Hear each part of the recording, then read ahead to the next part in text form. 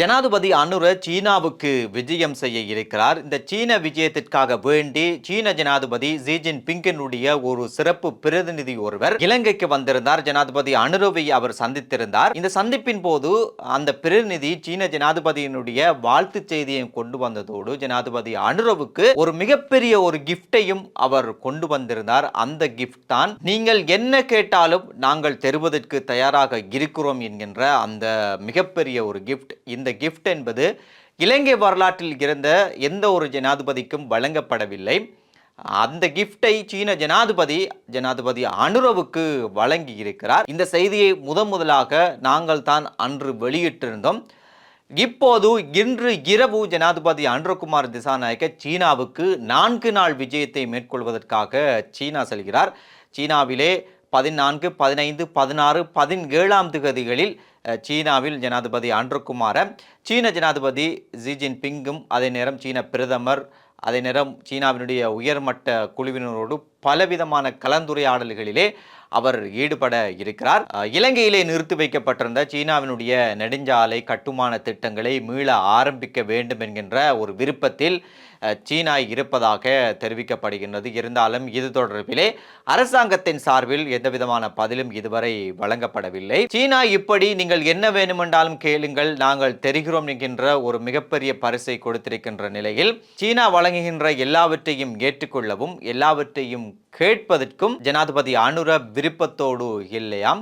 எது தேவையோ அதற்கேற்றாற்போல் கேட்பதற்கு ஜனாதிபதி அனுர முடிவெடுத்திருப்பதாக தெரிகிறது. இதற்கிடையிலே சீனாவுடன் 7 முக்கிய ஒப்பந்தங்கள் கைச்சாத்திடப்பட இருக்கிறது. முக்கியமான ஒப்பந்தம் தான் இந்த பொருளாதார மீட்சி, அத்தோடு IMF-னுடைய கடன் மறுசீரமைப்பு தொடர்பாக சீனாவினுடைய ஆதரவு என்பது குறித்தான இந்த 2 விடயங்கள் தான் இந்த விஜயத்தின் போது மிக பிரதானமான விடயமாக இருக்க போகிறதாம். அதே நேரம் கல்வி, சுகாதாரம், வறுமை, டிஜிட்டல் தொழில்நுட்பம் என்பன குறித்தும் இந்த ஒப்பந்தங்கள் கைச்சாத்திடப்பட இருப்பதாக தெரிய வருகிறது.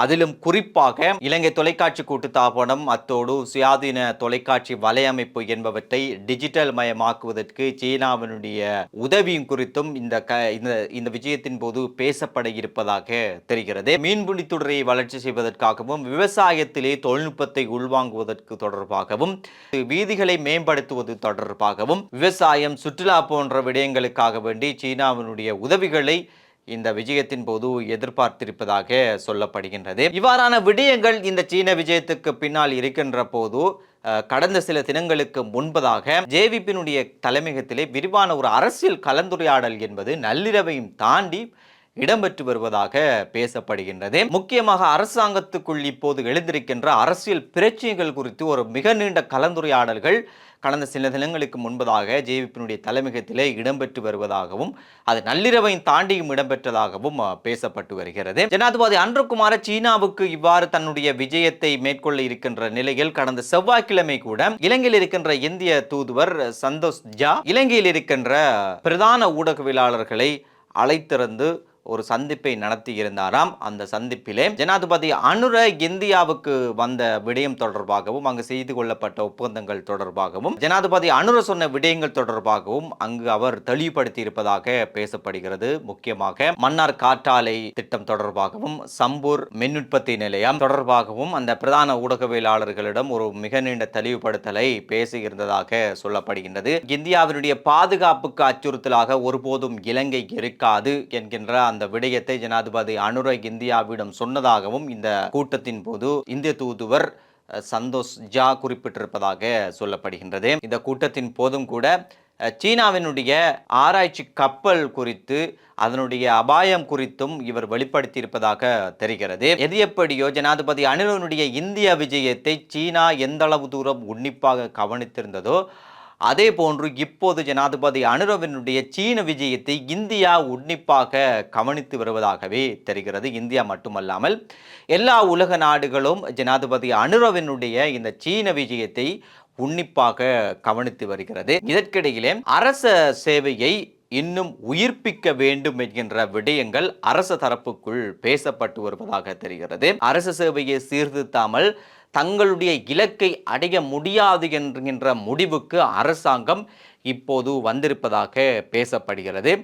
இதன் காரணமாக 18 அரசு சேவையில் இருக்கின்ற தலைவர்கள் ஆளுங்கட்சியினுடைய செயலாளர் மட்டத்தில் இருக்கின்ற தோழர்களுடன் அண்மையிலே ஒரு கலந்துரையாடல்களிலும் ஈடுபட்டிருப்பதாக தெரிகிறது. இதன்போது 76 அரசியல் கலாச்சாரத்தை மாற்றியது போல இந்த 76 வருடங்களாக இருக்கின்ற இந்த அரசு சேவை கலாச்சாரத்தையும் நாங்கள் தலைகீழாக மாற்ற வேண்டும் என்கின்ற விடயங்கள் இதன் போது பேசப்பட்டிருப்பதாக தெரிகிறது. இதன்படி வெகு விரைவிலே அரசு சேவையிலே ஒரு பெரும் மறுசீரமைப்பு ஒன்று இடம்பெற இருப்பதாகவும் பேசப்படுகிறது. இந்த நாட்களில் ஐக்கிய தேசிய கட்சியும் ஐக்கிய மக்கள் சக்தியும் ஒன்று சேர வேண்டும் என்கின்ற பேச்சு என்பது அதிகம் பேசப்பட்டு வருகிறது. ஐக்கிய தேசிய கட்சியினுடைய செயலராக தலத்தா தெரிவு செய்யப்பட்டதிலிருந்து இந்த கருத்து என்பது இன்னும் மேலோங்கி அதிகம் பேசப்பட்டு வருவதை காணக்கூடியதாக இருக்கின்றது. இதற்கு மேலதிகமாக ஹர்சன ராஜகர்ணா கூட அண்மையிலே இந்த இரண்டு கட்சிகளும் ஒன்று சேர வேண்டும் என்கின்ற கருத்துக்களை சொல்லி வருகின்றார். ஆனால் நேற்று ஹிருணிகா பிரேமச்சந்திர பேசுகின்ற போது அவர் சொல்கின்ற விடயம்தான், சஜித் தன்னுடைய குறைகளை நிவர்த்தி செய்யாவிட்டால் சஜித் பக்கம் இருக்கின்ற அனைவரும் ரணிலின் பக்கம் சென்று விடுவார்கள் என்கின்ற இன்னும் ஒரு மாற்றுக்கதையையும் ஹிருணிகா பிரேமச்சந்திர சொல்லுகின்றார். அதே போன்று அவர் இந்த கட்சியை விட்டு போக மாட்டேன் என்கின்ற ஒரு விடயத்தையும் அவர் சொல்லியிருந்தார். அவர் முழுக்க சஜித்தை பற்றி சஜித் தன்னுடைய குறைபாடுகளை நிவர்த்தி செய்ய வேண்டும் என்கின்ற விடயங்களை அவர் நேற்று சுட்டிக்காட்டியிருந்ததை காணக்கூடியதாக இருந்தது. இவைகள் தான் என்று அரசியலுக்கு பின்னால் நடக்கின்ற விடயங்களாக இருக்கிறது.